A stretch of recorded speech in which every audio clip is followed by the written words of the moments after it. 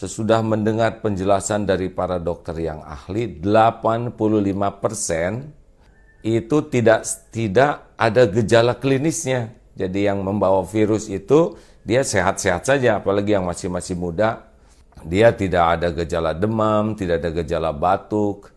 Padahal 85%. Nah, boleh jadi di masjid itu ada dua pilihannya. Kita tertular atau tanpa sadar kita menularkan ke orang lain.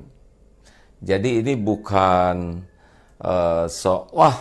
yakinlah Allah yang menolong, alhamdulillah saya diberikan kesempatan berguru dengan guru yang ahli tauhid sehingga nama juga disebut Darut Tauhid.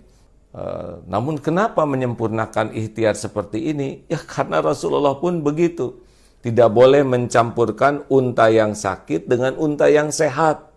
Nah, kita tidak tahu sekarang siapa yang sakit dan siapa yang sehat. Khawatir kalau ke masjid, mungkin yang menularkan kepada yang lain. Karena orang-orang sehat itu ujiannya sekarang 85% virus itu tidak menunjukkan gejala klinis. Saudaraku sekalian, ini bukan main-main ya. Lihat dalam tempo sebentar saja 2 minggu, grafiknya dari 2 sekarang sudah 227. Bisa dibayangkan ini persis keadaan Italia 2 minggu pertama. Juga keadaan Iran 2 minggu pertama. Tiba-tiba begitu, ini besok lusa bisa melesat karena sebagian besar yang terpapar virus itu tidak menyadari dirinya membawa. Kita berdesak-desakan terus kena lewat tubuh. Kemarin sudah juga menyimak penjelasan dari dokter yang langsung ini berinteraksi.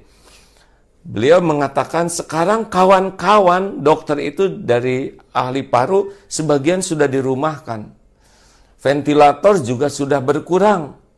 Jadi ini belum apa-apa. Nanti rumah sakit kita tuh sudah kekurangan dokter, kekurangan perawat, kekurangan peralatan, padahal ini belum apa-apa.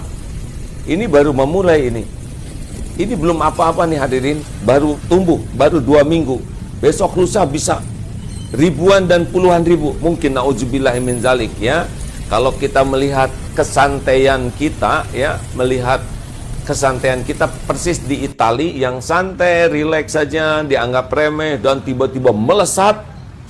Ini adalah kezoliman bagi kita kalau kita menganggap remeh. Kita keluar hanya ketika darurat saja. Tahan, keluarga tahan berada di rumah. Anak-anak tahan ada di rumah. Karena keluar kita tidak tahu jarak sekian akan kena. Ini penting.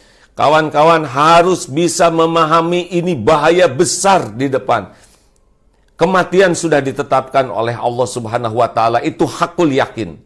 Ini bukan bicara masalah mati, tetapi ini penyebaran yang luar biasa ini.